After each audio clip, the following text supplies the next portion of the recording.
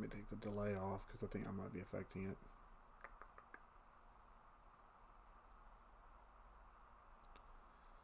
Okay, let's see if I've got what I want to see.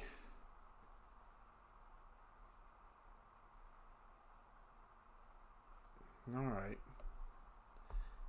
If you're catching me, I'm just waiting for my stream to come up live. So, we'll see what happens. Make sure everything comes up.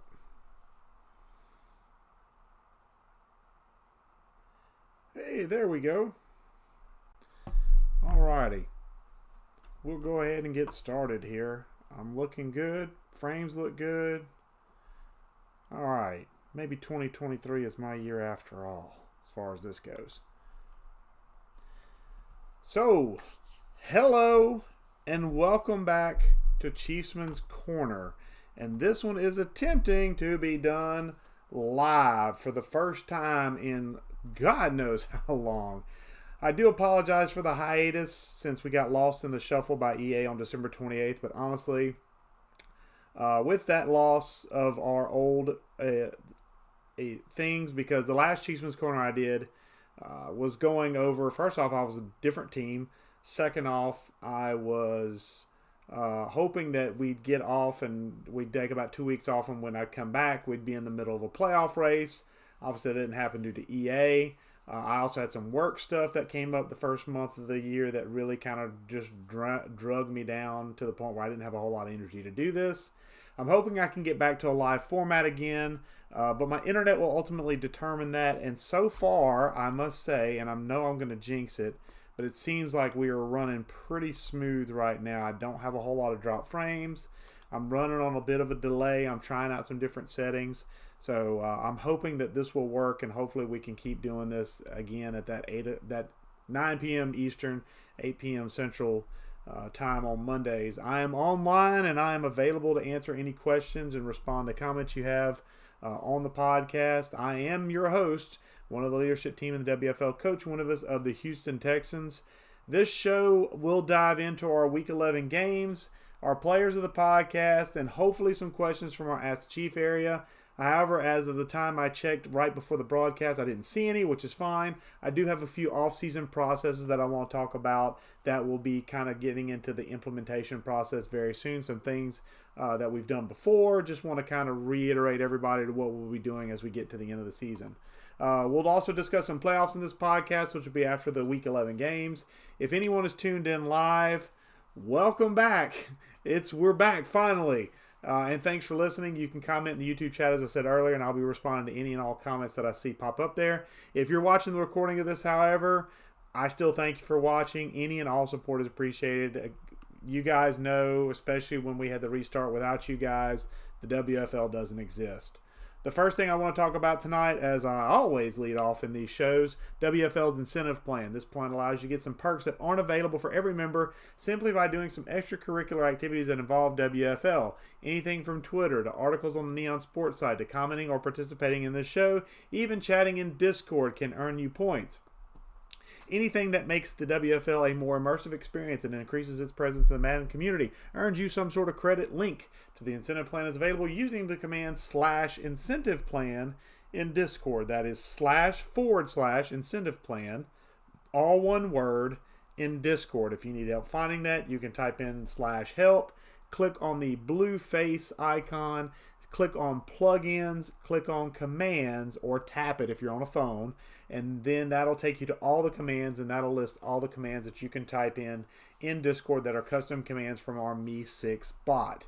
The next thing to talk about is our form Ask the Chief, which I mentioned earlier in this podcast. Use this form between the week or during the week between episodes to submit any questions you have for me, and I'll answer them during the show, giving you credit for the question. It's an easy way to build up incentive points and provide extra content for the podcast. Use the command /AskTheChief, that is all one word, /AskTheChief, to pull up the form in Discord.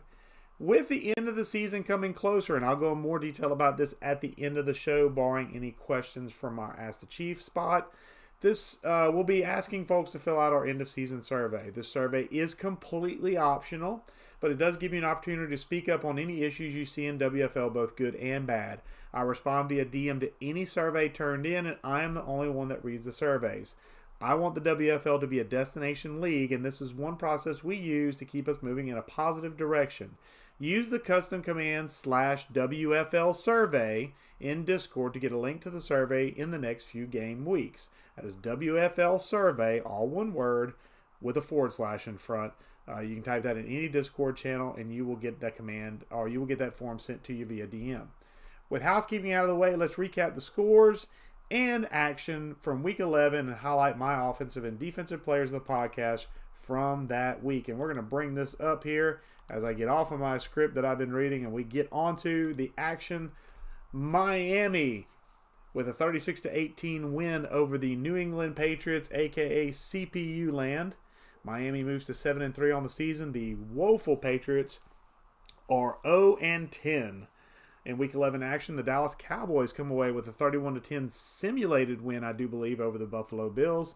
The Dallas Cowboys move up to 3-7. The Buffalo Bills CPU falls to 6-5. In a nail-biter that kind of wasn't, the Green Bay Packers squeaked by the Lions 21-17. This was a simulated game based on a forced sim win based on an already generated result that didn't save. The Green Bay Packers, from what I understand, beat up pretty handedly on the Detroit Lions, but that is neither here nor there. The final score in this one was 21-17. Regardless, the Green Bay Packers moved to 8-2, and the Detroit Lions fall to 6-4.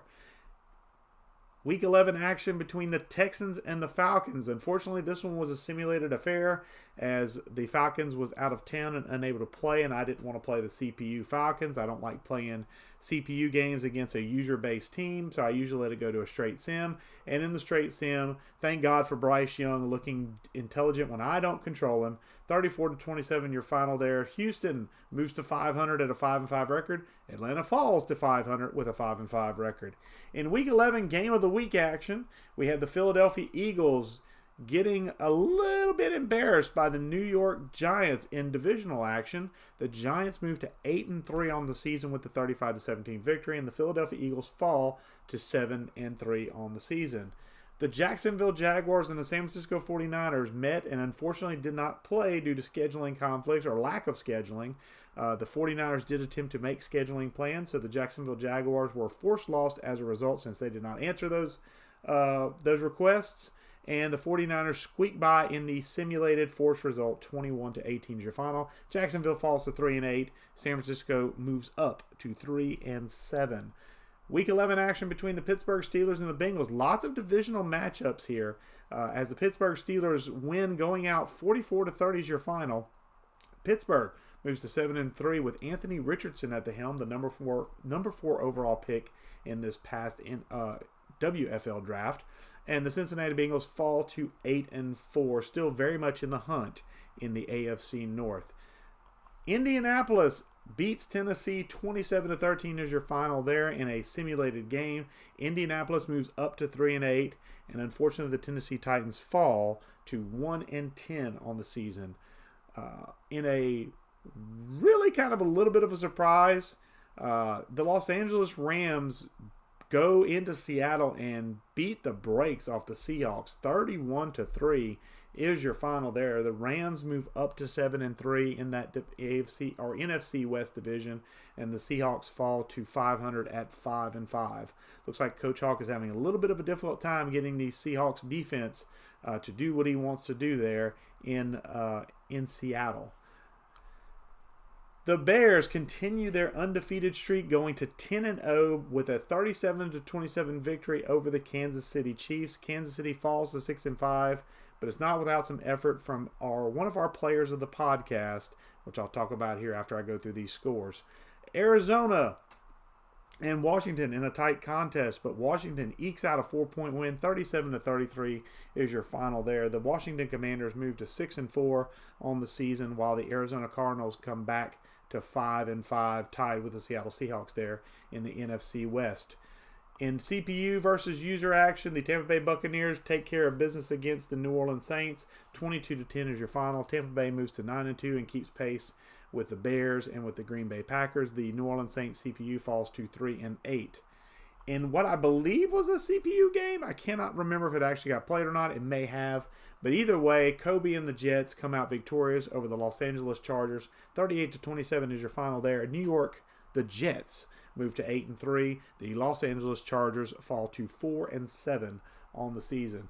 Cleveland and Baltimore met up last week in Week 11. Baltimore moves above 500 with a 28-19 victory over the Cleveland Browns. The Browns fall to 500 at 5-5, while the Ravens get just above 500 at 6-5. And finally, in a woeful CPU versus CPU matchup, the winless Vikings stay winless. 35-17 is your final. They lose to the Denver Broncos, who move to 5-6 on the regular season. And that is your Week 11 matchup. That is your Week 11 setup. So we're going to come back here, and I'll go over my players of the podcast for Week 11. For Week 11, I took, for Offensive Player of the podcast, I took Chiefs tight end Travis Kelce. The Chiefs did lose 37-27. Yes, the Bears to continue the undefeated streak at 10-0. However, Travis Kelce definitely was not the reason the Chiefs lost. 14 catches, 203 yards, and 2 touchdowns in that 37-27 loss. Travis Kelce doing everything, moving heaven and earth to try and get his team the W, but unfortunately just was not meant to be with this revitalized Bears team. The defensive player of the podcast, honestly, there was really only one team I felt could have made this. Looking at the stats, of course there was a lot of CPU games to look at. But I could have picked any player on the New York Giants playing against the Philadelphia Eagles. But I chose to go with Giants free safety Malachi Moore because the guy literally did everything. He had 4 tackles. He had a sack and a half. He had an interception. He had a forced fumble. And he had a fumble recovery in that 35-17 win over the Philadelphia Eagles in a divisional matchup. Malachi Moore comes up huge for the Giants, and that is why he is my defensive player of the podcast. Now we're going to move on to playoff pictures. As I bring up the playoff seeding here per Neon Sports, this is not quite updated as of probably about 4 o'clock this afternoon, so there are some games already in the tank. As you can see, 27-6, Baltimore has overcome the Cincinnati Bengals. But we'll look in the AFC first. Your number 1 seed at this point is kind of a flip-flop between the Jets and the Cincinnati Bengals. The Jets hold it on percentage points. So the Jets lead the AFC East. The Cincinnati Bengals lead the AFC North. The Kansas City Chiefs lead the AFC West. And the Houston Texans lead the AFC South.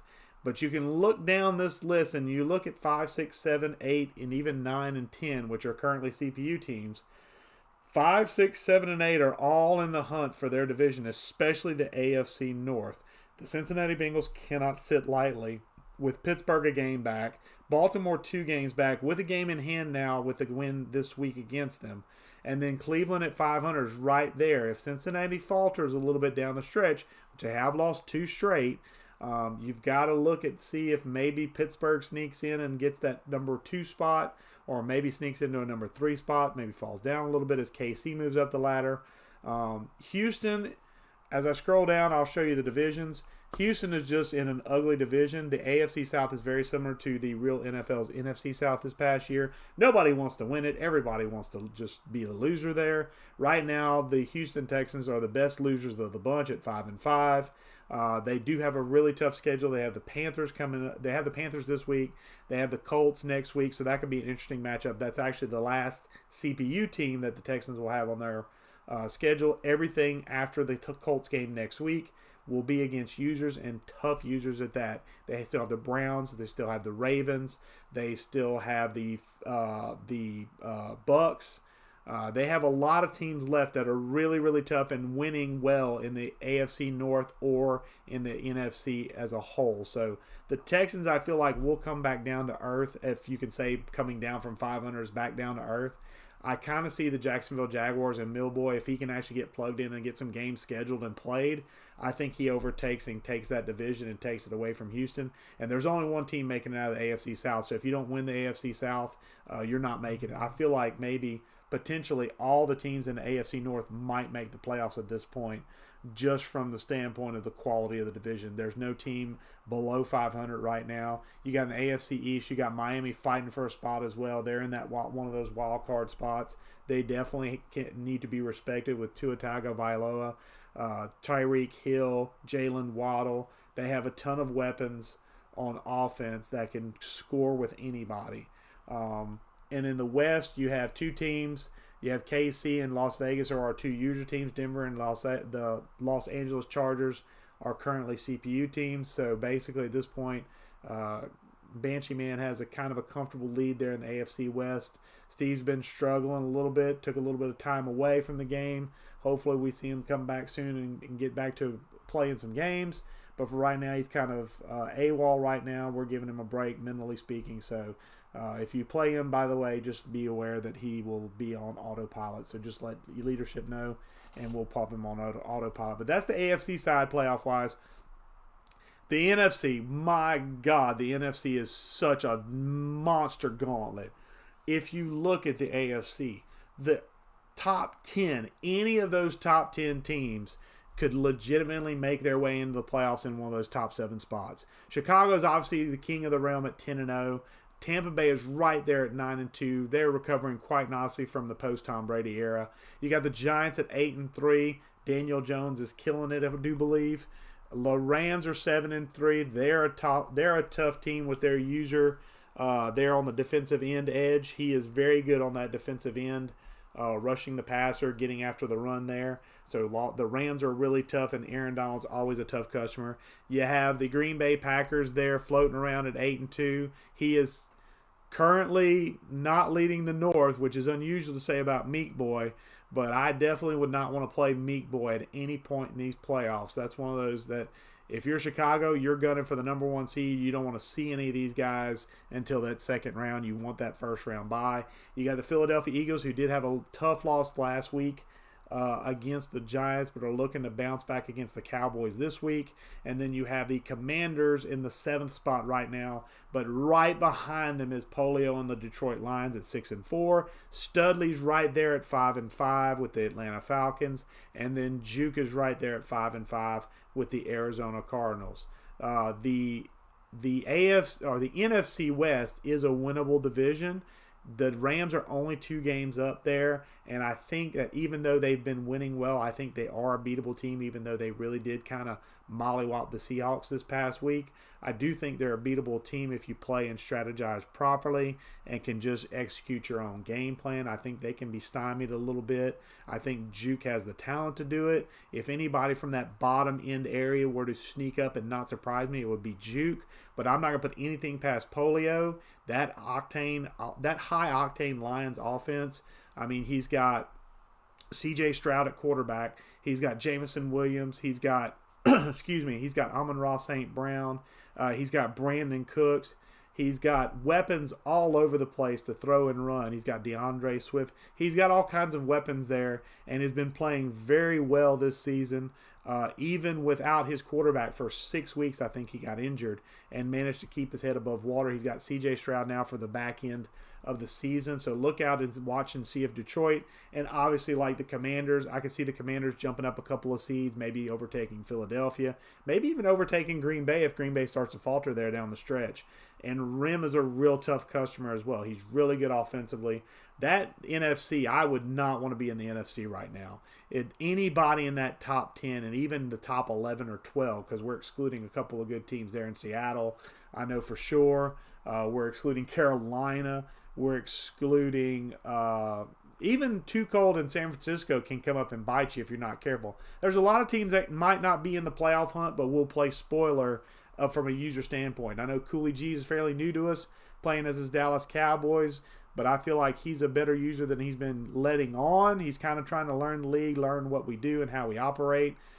So I feel like once he gets his feet settled and gets settled into the league, I think that record will jump up. Like I said, Too Cold is a spoiler. He can jump up and bite you and surprise you. So I think the NFC goes 12-13 deep. So any week that you play one of those top 13 teams, if you're trying to keep that playoff spot, you need to have your head on a swivel. in the NFC. It's going to be a tough race in the NFC for the playoff picture. But that does it for the playoff picture for the NFC and the AFC as I come back on screen. And we go on to the Ask the Chief segment, which I knew was going to be empty. It is still empty as of the time I just popped in and looked at it. So we are going to move on, excuse me, to talk some off-season stuff. The first thing I want to do is I want to talk the process we're going to use for the end of season survey. If you're fairly new or we didn't do the survey the last time you were in here, essentially every year we do an end of season survey, and this is something that's completely voluntary. I encourage every owner to fill it in and send it in because it gives me a good idea of a snapshot of where people feel we're at as far as WFL is concerned. It's on a 1 to 5 scale essentially. You rate leadership, you rate the league itself, you state some things that the league is doing well, you state some things that the league is not doing well, you state some things that you wish leadership were doing better, you state some things you like leadership doing, things of that nature, and everything you put down comes to me in a form response, and essentially once I get that form response, I DM you. And we have a talk about your survey, and we talk about the good and the bad and the ugly, and I'm pretty much wide open. I'm an open book when it comes to that. I would rather talk about bad feedback than good feedback.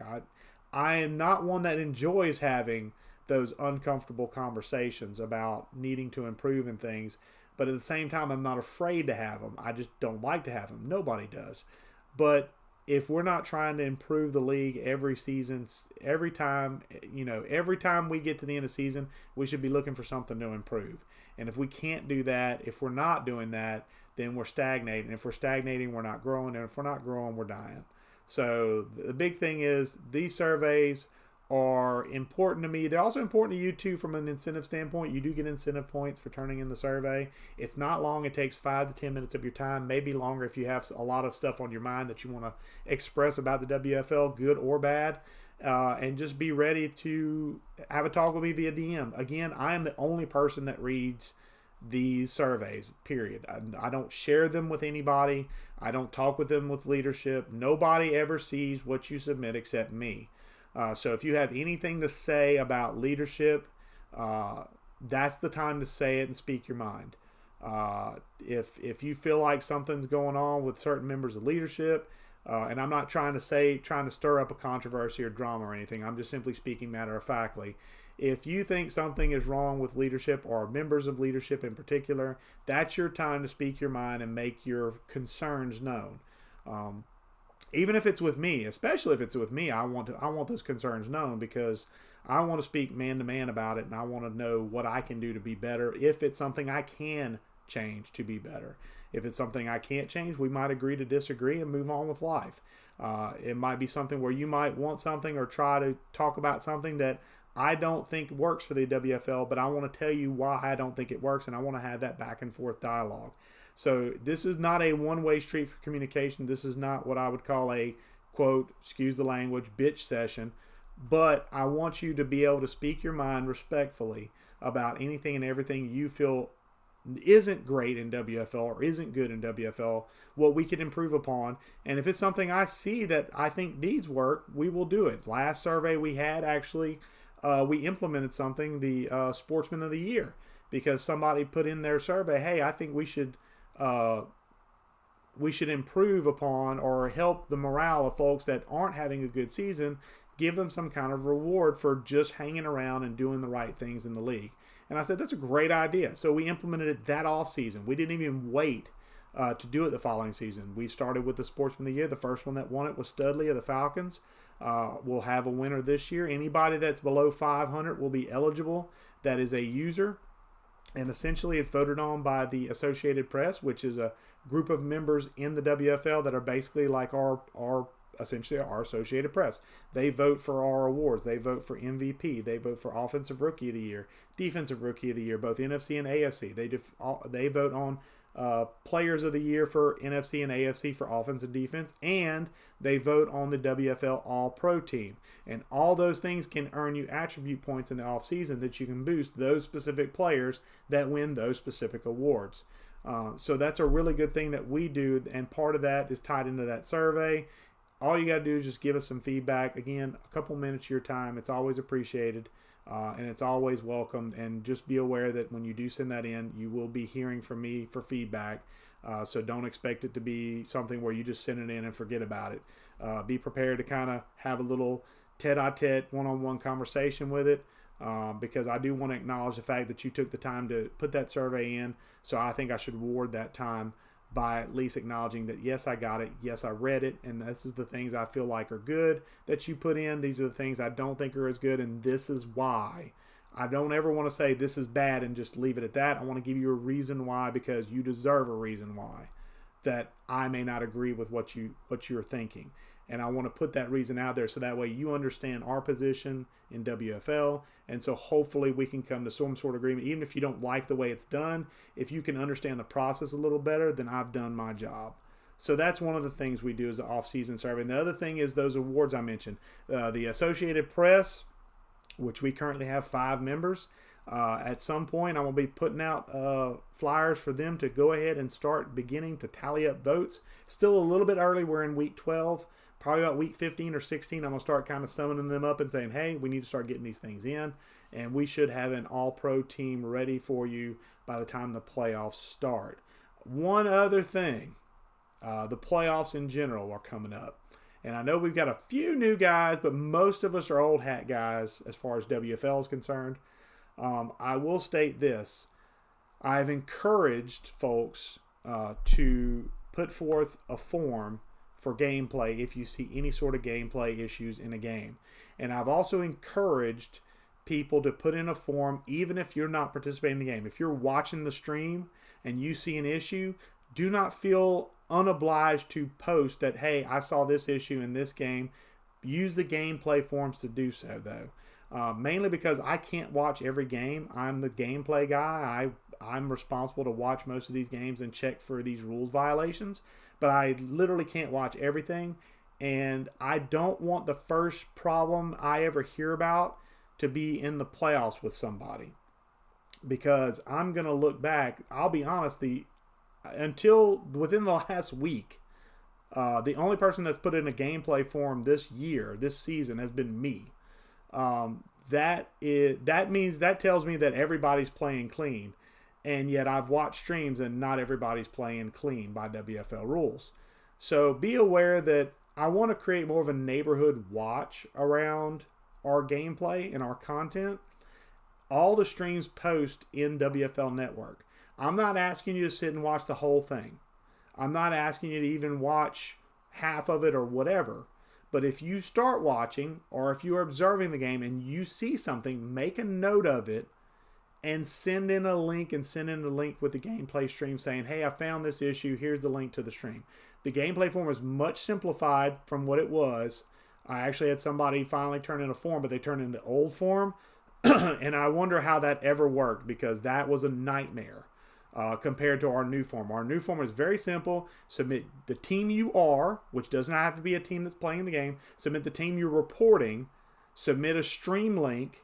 And tell me what I'm looking for. It doesn't even have to have timestamps. Just tell me what I'm looking for. Am I looking for a user DT? Am I looking for a catch, user catch? Am I using for a switch on defense or on offense? If you can give me timestamps, that would be huge and helpful. But if you can't, if you just saw it while watching a stream, at least let me know so I can go look.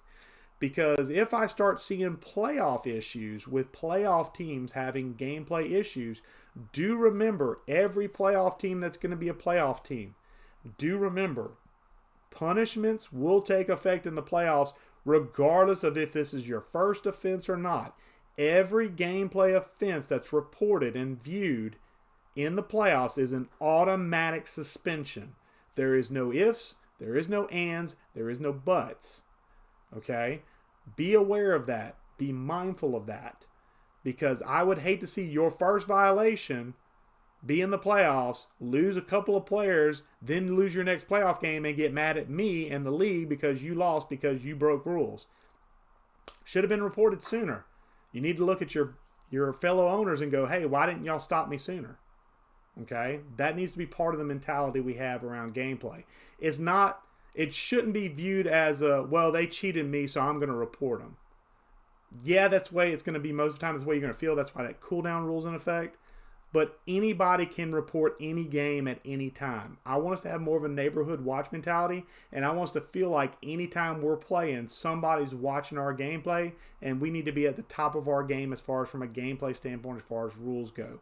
Will things happen? Obviously, they'll happen.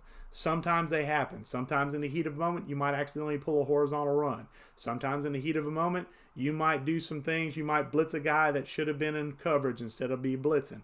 And it happens, okay? But if we don't report these things, people think they're okay. And if they think they're okay, they're going to keep doing it. And if they keep doing it to a point where we get aggravated, that's on us as a league. We should have controlled that sooner. So let's curtail these issues as a group, as a team. Let's try and curtail these issues that we're seeing together. And let's watch each other's backs for these things, because those that make the playoffs, again, first offense, don't care. You're going to get suspended if you make any sort of rules violation in the playoffs that's deemed serious enough by the PA. They are instructed in the playoffs, it's auto suspension. If they see it's an issue, they vote auto suspension, okay? So be aware of that. In the playoffs, we don't play. We kind of do warnings and stuff during the season. If you're a repeat offender, obviously you'll have some other things come up. But just be aware that even if you're a first timer in the playoffs, we treat it as if you're a repeat violation, which means it's an auto suspension. We want it to be serious. We want our WFL playoff gameplay to be the best of the best, the cleanest of the cleanest. If it's not clean, it will be clean one way or another. I have removed WFL Bowl champions right after the WFL Bowl. I have no problem doing it again. So from a gameplay standpoint, and this is not a single out to anybody, this is not pointing out anybody in particular, but if you feel like this message is for you, clean up your game. That's what I'm going to say. And with that, I'm going to take my step down off my soapbox. I didn't intend to get on the soapbox, but I took myself down that path. And I'm going to go to the outro of this podcast, because I've been going about 30 minutes now, and I need to go ahead and wrap this up. I got some other things to do. I appreciate you guys that have tuned in, whether you're live or whether you're doing the recording after the fact. I appreciate it as always. The WFL appreciates it. And I and the WFL hope that you are entertained by the show. Let us know by throwing us a like, a subscribe, or leaving any sort of comments. There were no comments in YouTube chat live, so I didn't have anything to talk about with that. Any feedback you have for the show, good or bad, is appreciated. It looks like the internet held up, folks. I feel good about the internet and where it's at right now. So I think what I'm going to say is that next Monday, 9 p.m. Eastern time, barring any sort of internet issues, and I'm going to check them a lot beforehand, the corner will be open again.